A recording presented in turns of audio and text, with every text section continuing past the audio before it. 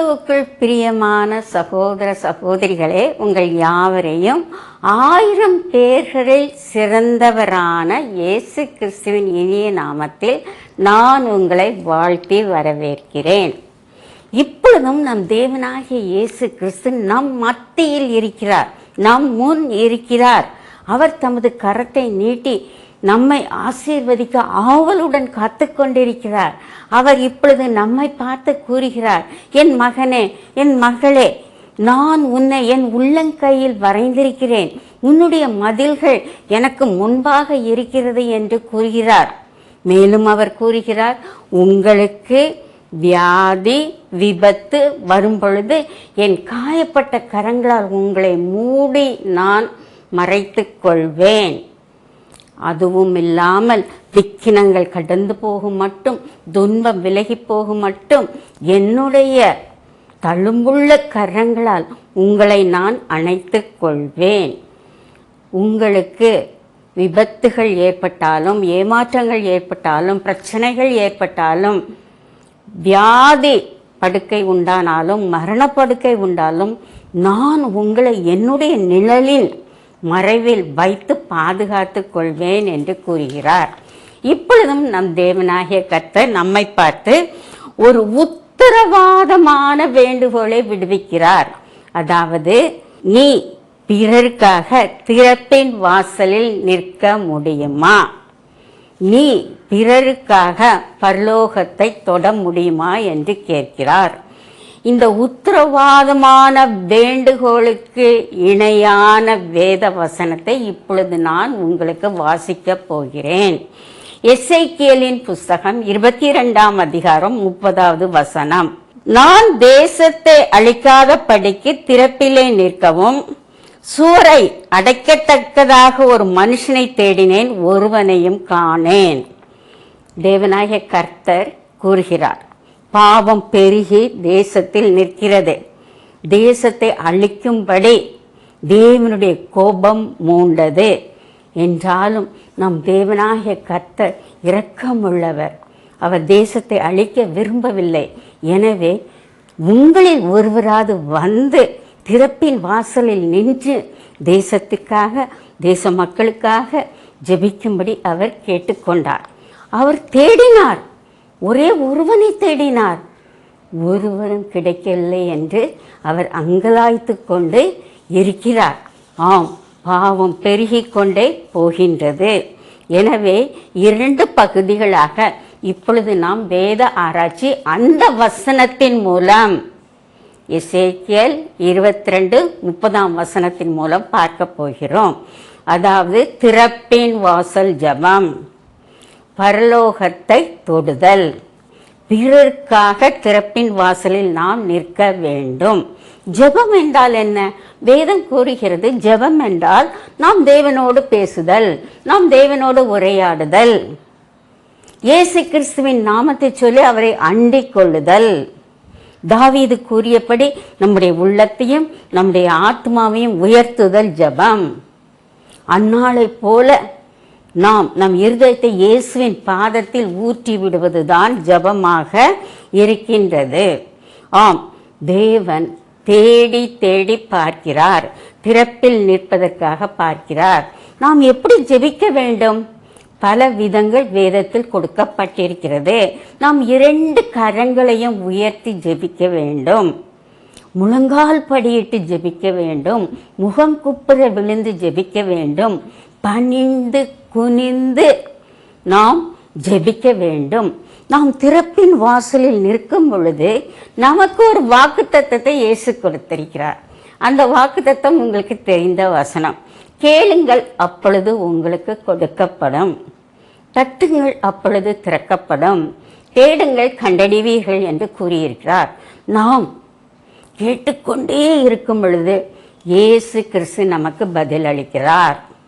நாம் தட்டிக்கொண்டே இருக்கும் பொழுது பரலோகம் திறந்து நமக்கு ஆசீர்வாதத்தை கொடுக்கிறார். நாம் தேடிக்கொண்டே இருக்கும் பொழுது இயேசு கிறிஸ்துவின் இனிய முகம் நமக்கு தெரிகிறது. திறப்பின் வாசலில் ஜெபிப்பது ஒரு கட்டளை. ஆம், அந்த கட்டளையை நாம் 1 தீமோத்தேயு 2:1-2 வசனங்களில் பார்க்கலாம்.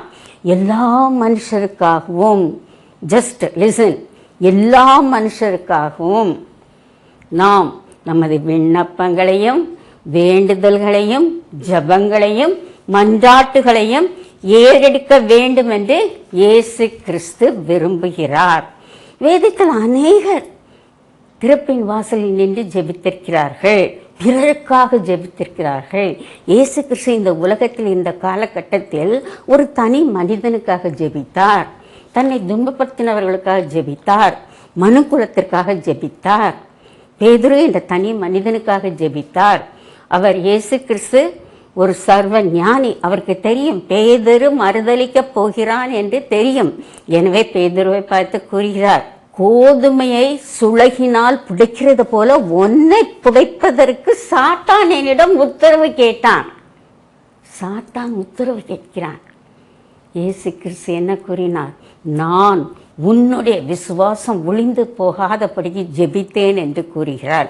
இன்று கூட நமக்காக, நம் தனி மனிதருக்காக இயேசு கிறிஸ்து ஜெபித்து கொண்டே இருக்கிறார். மேலும் சிலுவையில் தன்னை துன்பப்படுத்தினவர்களை பார்த்து அவர் திறப்பின் வாசலில் நின்றார். ஆம், பிதாவே இவர்களுக்கு மன்னியும், தாங்கள் செய்கிறது இன்னதென்று தெரியாதிருக்கிறார்கள் என்று கூறினார். நாம் கூட தெரிந்தும் தெரியாமலும் அறிந்தும் அறியாமலும் பாவம் செய்து கொண்டே இருக்கிறோம். அந்த பாவத்திற்காக திறப்பின் வாசலில் நிற்பவர் நம் இயேசு கிறிஸ்து. கெத்செமனே தோட்டத்தில் வியாகுலத்துடன் திகிலுடன் இயேசு கிறிஸ்து இரத்த வேர்வை சிந்தின பொழுது கூட தன்னை முழுவதுமாக பிதாவின் சித்தத்துக்கு ஒப்பு கொடுத்து மனுக்குலத்தின் பாவம் அனைத்தையும் தாம் சுமந்து கொண்டு கெத்செமனே தோட்டத்தில் அவர் திறப்பின் வாசலில் நின்று அவர் ஜெபித்தார் என்று பார்க்கிறோம். இன்று கூட நம்மை சுற்றி அநேகர் அந்த கெத்செமனே அனுபவம் இருக்கிறது. அவர்கள் பாவம் சாபம் கட்டுகளில் இருக்கிறார்கள், சிலவற்றை இழந்து நிற்கிறார்கள், சுகம் சமாதானம் சந்தோஷம் எல்லாவற்றையும் இழந்து நிற்கிறார்கள். அப்படிப்பட்டவர்களுக்காக இயேசுவை போல நாம் திறப்பின் வாசலில் இருந்து ஜெபிக்கக்கூடியவர்களாக இருக்கிறோம். ஆப்பிரிக்காவிலிருந்து ஒரு மிஷினரி லண்டன் மாநகரத்துக்கு வந்தார். அவருக்கு தேவை அநேக மிஷினரிமார்கள். எனவே ஒரு அரைக்கூவல் கூட்டத்தை ஒழுங்குபடுத்தினார். அதில் அவர் தெரிந்து கொண்ட வசனம் ஏசாயா 6:8. நான் யாரை அனுப்புவேன், யார் என் காரியமாக போவார் என்று கர்த்தர் கேட்கிறார் என்பதை பற்றி ஒரு பிரசங்கம் பண்ணினார். முன் ரோல 85 வயதான ஒரு தாத்தாவும் 80 வயதான ஒரு பாட்டியும் உட்கார்ந்திருந்தார்கள். அவர்கள் பிரசங்கம் ஆரம்பித்து சில நிமிடங்களில் தூங்கிவிட்டார்கள். கடைசியில் அவர் ஆல்டர் கால் கொடுத்தார். யாரை நான் அனுப்புவேன் என்று கத்தினார். உடனே இந்த 2 பேரும் தாத்தாவும் பாட்டியும் எழுந்து தூக்கத்திலிருந்து எங்களை அனுப்பும், நாங்கள் வருகிறோம், நாங்கள் கர்த்தருடைய காரியமாக வருகிறோம், அழிந்து போகும் ஆத்மாக்களுக்காக நாங்கள் திறப்பின் வாசலில் நிற்போம் என்று கூறினார்கள். அதே போல நாம் செயல்பட வேண்டும். மற்றும் மோசையை எடுத்துக்கொள்ளுங்கள். மோசே திறப்பின் வாசலில் அதிக நாட்கள் காத்திருந்தான். இஸ்ரவேல் ஜனங்கள் முரட்டாட்டம் உள்ள ஜனங்கள், வணங்கா கழுத்துள்ள ஜனங்கள், அவர்கள் தேவனுக்கு விரோதமாக பாவம் செய்தார்கள். ஒவ்வொரு முறையும் தேவன் அவர்களை அழிக்க நினைவாயிருந்தார். ஆனால் மோசே சாந்த குணமுள்ள மனிதன். அவன் தேவனால் அதிகமாக உபயோகப்படுத்தப்பட்டவன். 42 அற்புதங்களை செய்திருக்கிறான். 30 ஜபங்கள் அவனால் செய்யப்பட்டு தேவன் அதற்கு பதிலளித்திருக்கிறார்.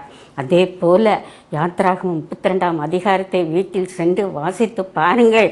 அவன் 10 கட்டளையோடு சீனாய் மலையிலிருந்து இறங்கி வரும் பொழுது 40 நாட்களுக்கு பின்னாக அங்கு ஒரு பயங்கரமான ஒரு காட்சியை கண்டான். அவன் இருதயம் நொறுக்கப்பட்டது. ஆம், பொன் கன்று குட்டி. ஆரோன் இஸ்ரவேல் ஜனங்கள் அதை செய்வித்தார்கள். இது முதலாவது கற்பனைக்கு விரோதமாக இருந்தது. அப்பொழுது தேவன், நான் இவர்களை அழித்து போடுவேன், இவர்களை நிர்மூலமாக்குவேன் என்று கூறினார். அதற்கு மோசே என்ன சொன்னான்? மிக அழகாக அவன் திறப்பின் வாசலில் நின்று அவர்களுக்காக ஜெபித்தான். உங்களுடைய கோபம் எங்கள் மேல் பற்றி எறிவது என்ன? உங்களுடைய கோபத்தின் உக்கிரமத்தை விட்டு நீ திரும்பி தீங்கு செய்யாதபடிக்கு எங்களுக்கு பரிதபியும் என்று கூறினார். அதே போல தேவன் இரக்கமுள்ளவராய் பரிதபித்து மன்னித்து விட்டார். இதே போல நாமும் என்ன செய்ய வேண்டும்? அழிந்து போகும் ஆத்மாக்களுக்காக திறப்பின் வாசலில் நாம் நிற்போமா? யோபு என்ன செய்தான்? யோபு 42:10 கூறப்பட்டிருக்கிறது, அவன் தன் சிநேகிதருக்காக வேண்டுதல் பண்ணினான். திறப்பின் வாசல். அப்பொழுது கர்த்தர் அவன் சிறையிருப்பை திருப்பினார் என்று கூறப்பட்டிருக்கிறது. நாமும் நம்முடைய ஃப்ரெண்ட்ஸுக்கு அதிகமாக ஜெபிக்கும் பொழுது நம்முடைய சிறையிருப்பு திறக்கப்படும். நாம் தேவனிடத்தில் நற்சாட்சி பெறுவோம். தேவன் என்ன கூறினார்? என் தாசனாகிய யோபு என்ன செய்தான்? என்னை குறித்து நிதானமாக பேசினான், ஆனால் நீங்கள் பேசவில்லை, எனவே என்னுடைய கோபம் உங்கள் மேல் மூண்டது என்று கூறினார். அப்பொழுது திறப்பின் வாசலில் யோபு நின்று அந்த சிறையிருப்பை மாற்றினான். பவுல் இவ்வாறாக திறப்பின் வாசலில் அநேக தரம் நின்றான். பவுல் யூதர்களுக்காகவும் மேலும் புறஜாதியாருக்காகவும் திறப்பின் வாசலில் நின்றான். பவுல் 3 மிஷனரி பிரயாணத்தை செய்தான். 3 கண்டங்கள் வழியாக சென்று செய்தான். ஆம், அவன் எல்லா ஜனங்களுக்கும் சுவிசேஷத்தை அறிவித்தான். அநேக சபைகளை உருவாக்கினான். சபைகளுக்கு லெட்டர்ஸ், அதாவது அவன் என்ன செய்தான்? நிருபங்களை அனுப்பினான். வேதத்தில் அநேக நிருபங்கள் இருக்கிறது. எபேசு சபை, பிலிப்பு சபை, தெசலோனிக்க சபை, நிருபங்களை அனுப்பினான். எதற்காக? அங்கு சபையில் பிரிவினைகள், கோபங்கள், கலவரங்கள் உண்டானது. திறப்பின் வாசலில் நின்றான். உங்களுக்காக அதிகமாக ஜெபிக்கிறேன் என்று ஒவ்வொரு நிருபத்திலும் எழுதியிருப்பதை நீங்கள் வாசிக்கலாம். நாமும் ஆத்மபாரத்தோடு திறப்பின் வாசலில் நிற்க வேண்டும். நாம் மற்றவர்களுக்காக பரிந்துரை ஜெபம் செய்வது நமது கடமை, நமது பொறுப்பு, நமது பாக்கியமாக இருக்கின்றது. ஆவியானவர் நமக்காக திறப்பின் வாசலில் நிற்கிறார். எஸ், வசனம் கூறுகிறது ரோமர் 8:26, ஆவியானவர் நமது பலவீனங்களுக்கு உதவி செய்கிறார். வாக்கு கடங்காத பெருமூச்சுகளோடு நமக்காக அவர் திறப்பின் வாசலில் நின்று ஜெபிக்கக்கூடியவராக இருக்கிறார். ஏனென்றால் சாத்தான் நம்முடைய ஆவி, ஆத்மா, சரீரத்துக்குள் பாவம் என்ற வைரஸை பரப்பி விடுவான். அப்பொழுது நமக்காக இயேசு கிறிஸ்து பரலோகத்திலிருந்து திறப்பின் வாசலில் நமக்காக வேண்டுதல் செய்வார். ஆவியானவர் நமக்குள் இருந்து பூலோகத்தில் திறப்பின் வாசலில் இருந்து நமக்காக ஜெபிக்கக்கூடியவராக இருக்கிறார்.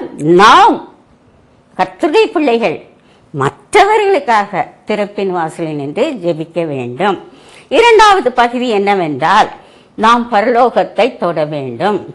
எசேக்கியேல் என்ற தீர்க்கதரிசியின் காலத்தில் மக்கள் அதிக பாவம் செய்தார்கள் என்று எசேக்கியேல் 22ஆம் அதிகாரத்தில் கொடுக்கப்பட்டிருக்கிறது. அதே நிலைதான் இப்பொழுதும் நமது சமுதாயத்தில் இருக்கிறது. மக்கள் பாவ வலையில் விழுந்து அடிபட்டு கிடக்கிறார்கள், பாவ சேற்றில் மூழ்கி கிடக்கிறார்கள். நம்முடைய ஜெபங்கள் கேட்கப்படவில்லை, பரலோகம் திறக்கப்படவில்லை. எதனால்? நம் பாவத்தினால்.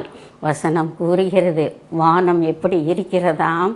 அது ஒரு வெண்கலத்தை போல கடினமாக இருக்கிறதாம். உபாகமம் 28:22 கூறப்பட்டிருக்கிறது, உங்கள் தலைக்கு மேலிருக்கும் வானம் வெண்கலம் போல, உங்கள் கீழ் உள்ள பூமி இரும்பு போன்று கடினமாக இருக்கிறது. ஸோ வானம் வெண்கலம் என்றால் நமது ஜெபம் போய் சேராது, வானம் திறக்கப்படாது, ஆசீர்வாதம் நமக்கு கிடைக்காது, சாபம் மட்டுமே கிடைக்கும். நாம் திறப்பின் வாசலில் நிற்கும் பொழுது வானம் திறக்கப்படும், அங்குள்ள சுவர்கள் கட்டப்படும். அந்த திறப்பின் வாசலில் நாம் தேவனுக்கு முன்பாக நின்று விண்ணப்பத்தின் ஆவியால் நாம் நிரப்பப்பட்டவர்களாக இருக்கிறோம். அப்பொழுது தேவனானவர் வானத்தின் பலகணிகளை திறந்து இடங்கொள்ளாமற் போகும் மட்டும் ஆசீர்வாதத்தை நமக்கு பொழிய செய்யக்கூடியவராக இருக்கிறார். எசேக்கியேல் 22 எடுத்து வாசித்து பார்த்தீர்கள் என்றால் 4 விதமான மனிதர்கள், தேவனுடைய மனிதர்கள் பயங்கரமான பாவங்களை செய்தார்கள். அதே பாவத்தை இன்றும் நாம் உலகமெங்கும் பார்க்கக்கூடும். முதலாவது எசேக்கியேல் 22 அதாவது 25வது வசனத்தில் கொடுக்கப்பட்டிருக்கிறது, தீர்க்கதரிசிகள், கள்ள தீர்க்கதரிசிகள், கள்ள தீர்க்க தரிசனம் சொல்வார்கள். அவர்கள் ஆத்துமாக்களை பட்சிக்கிறார்களாம். ஆம், அவர்கள் என்ன செய்கிறார்கள்? பரிதானம் வாங்குகிறார்கள். கள்ள தீர்க்க தரிசனம் சொல்லி பரிதானம் வாங்குகிறார்கள். இரண்டாவது 26வது வசனத்தில் கொடுக்கப்பட்டிருக்கிறது ஆசாரியர்கள். ஆசாரியர்கள் வேதத்தை புரட்டுகிறார்கள். சரியாக வேதத்தை மனிதர்களுக்கு சொல்லிக் கொடுப்பதில்லை. அதுவும் இல்லாமல் அந்த வசனத்தில் குறிப்பிடப்பட்டிருக்கிறது, கர்த்தருடைய வஸ்துக்களை பரிசுத்த குலைச்சலாக்கினார்கள். இன்றும் அதே நிலைமை நமக்குள் இருக்கின்றது. அரசாளும் பிரபுக்கள் எவ்வாறு இருக்கிறார்கள்? ரத்தம் சிந்தும் ஓநாய்களைப் போல மக்களை பட்சிக்கிறார்களாம். மற்றும் தேசத்து ஜனங்கள் சிறுவர்களையும் எளிமையானவர்களையும் ஒடுக்குகிறார்கள், அந்நியர்களை துன்பப்படுத்துகிறார்கள் என்று கூறப்பட்டிருக்கிறது. திறப்பின் வாசலில் நிற்பதற்கு இயேசு கிறிஸ்து ஒரே ஒருவரைத்தான் தேடினார். நன்றாக வாசித்து பாருங்கள். 30வது வசனத்தில், ஒரே மனுஷனை தேடினேன் ஆனால் கிடைக்கவில்லை என்று கூறுகிறார்.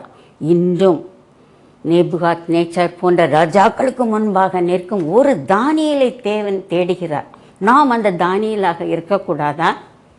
அதே போல அகஸ்வேரு ராஜாவின் முன்னாக நிற்கக்கூடிய எஸ்தர் என்ற பெண்மணியை தேடுகிறார். நாம் அந்த பெண்மணியாக இருக்கக்கூடாதா? நம் தேசம் அழிந்து போகாமல் இருக்க. அதே போல அகிரிப்பா ராஜா முன் பவுல் ஒருவரை தேடுகிறார், சுவிசேஷத்தை அறிவிக்க. தனி மனிதனை அழைக்கிறார். நாம் அந்த அழைப்புக்கு பாத்திரராக இருக்க வேண்டும். நாம் திறப்பின் வாசலில் நின்று ஜெபிக்கும் பொழுது நம்முடைய ஜெபம் கேட்கக்கூடியதாக இருக்கின்றது. நாம் எப்படி ஜெபிக்க வேண்டும்? திறப்பின் வாசலில் நாம் என்ன செய்ய வேண்டும்? ஊக்கத்துடன், விசுவாசத்துடன், சோர்வில்லாமல், இடைவிடாமல் ஜெபிக்க வேண்டும். பிலிப்பியர் 4:6 கூறியுள்ளபடி நாம் என்ன செய்ய வேண்டும்? நாம் ஒன்றுக்கும் கவலைப்படாமல் ஜெபத்தை, விண்ணப்பத்தை தேவனுக்கு தெரியப்படுத்த வேண்டும். மேலும் வசனம் கூறுகிறது, ஆவியில் நிரம்பி ஜெபிக்க வேண்டும். பல பாஷை பேசி ஜெபிக்க வேண்டும். அன்று கொர்நேலியு வீட்டில் மக்கள் கூடி அவர்கள் ஆவியில் நிரம்பி பல பாஷை பேசி ஜெபித்தார்கள். அதை போல ஜெபம் திறப்பின் வாசலில் இருக்க வேண்டும். திறப்பின் வாசலில் துதித்தலுடன் ஜெபிக்க வேண்டும். சாத்தான் ஓடி விடுவான். பாவம், சாபம், பில்லிசூனிய கட்டுகள் அருந்து போகும். நமக்கு விண்ணப்பத்தின் ஆவி கிடைக்கும். ஆம், வேதம் கூறுகிறது, நாம் திறப்பின் வாசலிலிருந்து ஜெபிக்கும் பொழுது விண்ணப்பத்தின் ஆவியை கொடுப்பார், ஜெபத்தின் ஆவியை கொடுப்பார், மன்றாட்டுதலின் ஆவியை கொடுப்பார், கண்ணீரின் ஆவியை கொடுப்பார். நாம் யாருக்காக திறப்பின் வாசலில் ஜெபிக்க வேண்டும்? முதலாவதாக தேசத்தை ஆளும் தலைவர்களுக்காக ஜெபிக்க வேண்டும். தேசத்தை ஆளும் தலைவர்கள் தேவ ஞானத்துடன் ஆள வேண்டும். அப்பொழுது நம்முடைய வாழ்வு வளமான, செழுமையான, சமாதானம் உள்ள, சந்தோஷமான வாழ்வாக இருக்கும்.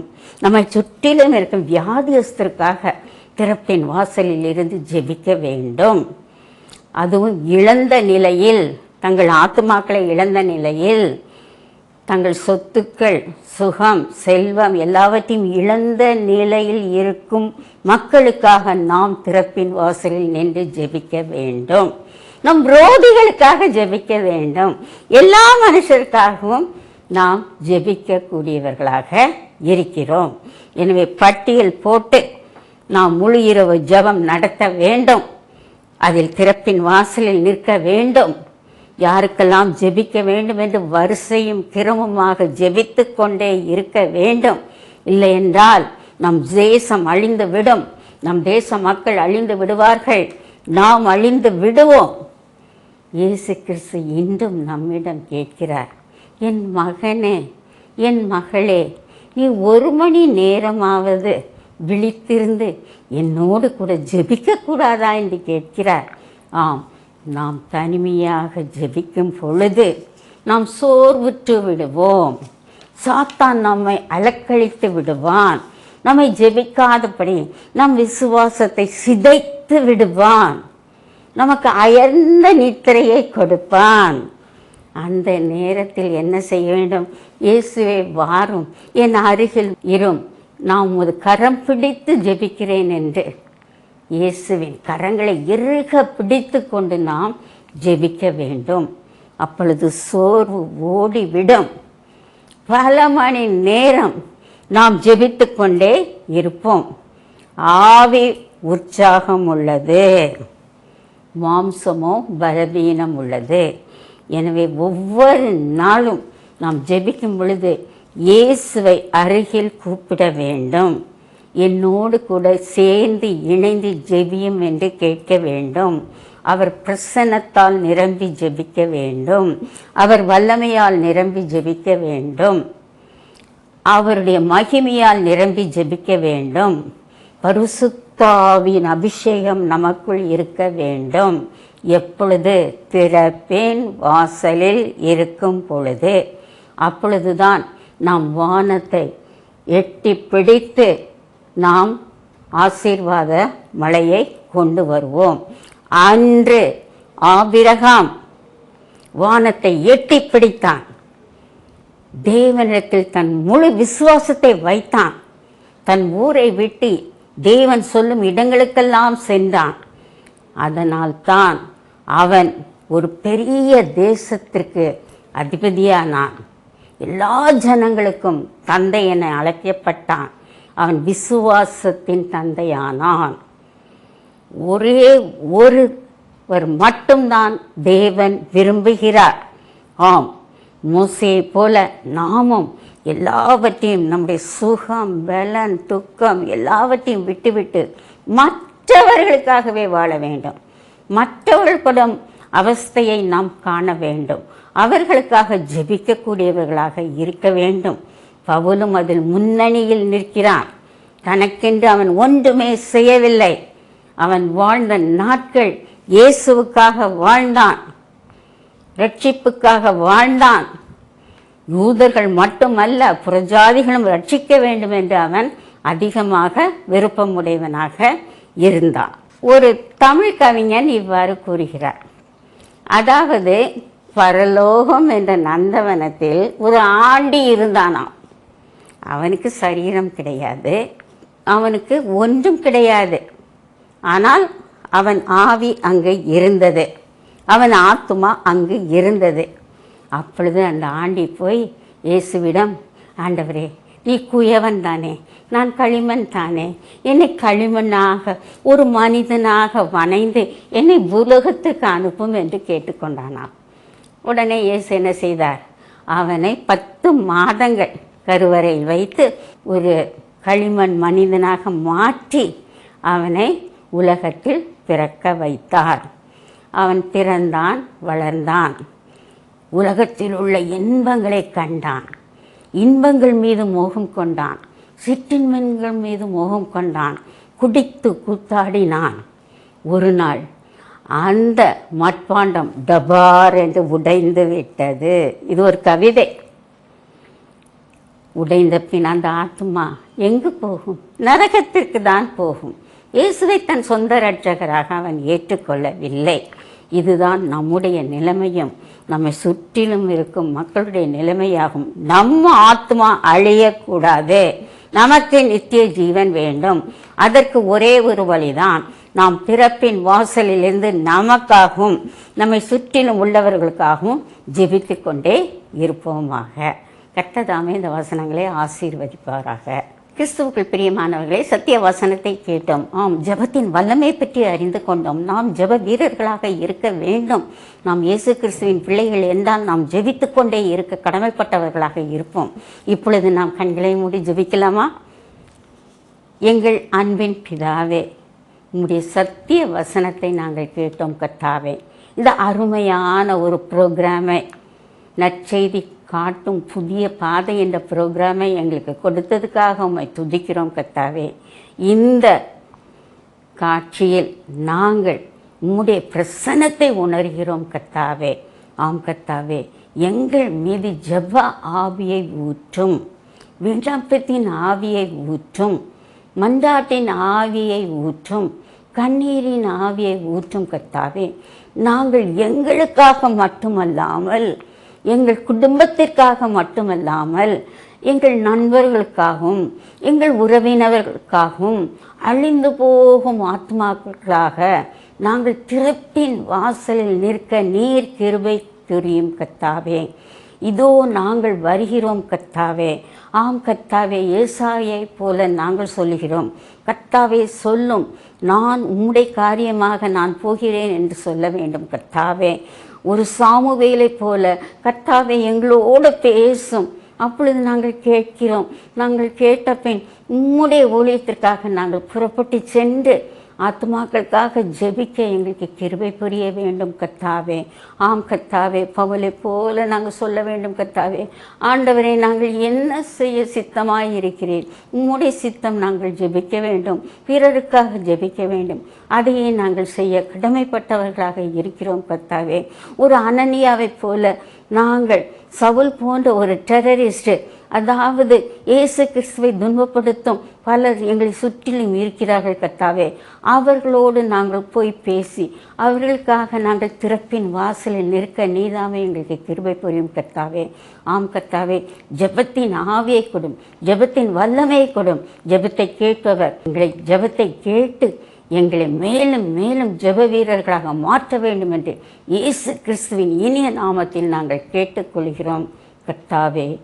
ஆமென், ஆமென்.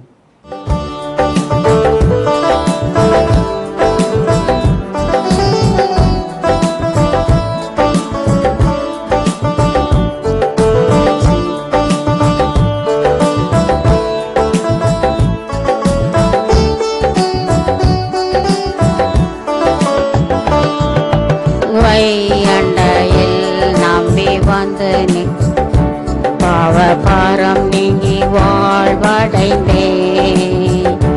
எந்த நேரம் எனதுள்ளாக்கிலும் பேரானந்தம் பொங்கி பாடுவேன்.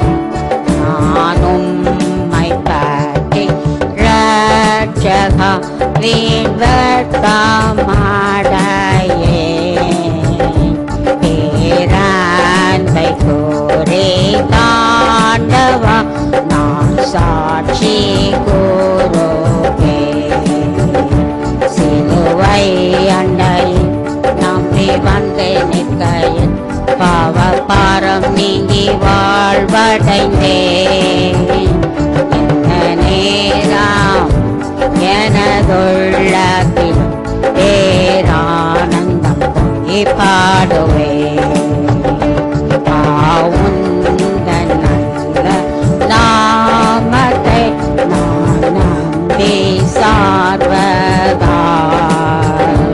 நீர் கைவிடி இவ்வேளையை காப்பி தேவாவியா. சிலுவை அண்டையில் நம்பி வந்து நிற்கையில் பாவபாரம் நீங்கி வாழ்வடைந்தேன். எந்த நேரம் எனதுள்ளத்தில் பேரானந்தம் பொங்கி பாடுவே. நீ மாட்சியோடு வருவி அப்போதே கழிப்பே. வாசஸ்தலம் கொடுப்பே மெய் பாக்கியமாடாய்வே. சிலுவை அண்டையில் நம்பி வந்து நிற்கையில் பாவபாரம் நீங்கி வாழ்வடைந்தேன். எந்த நேரம் எனதுள்ளத்திலும் பேரானந்தம் பொங்கி பாடுவே.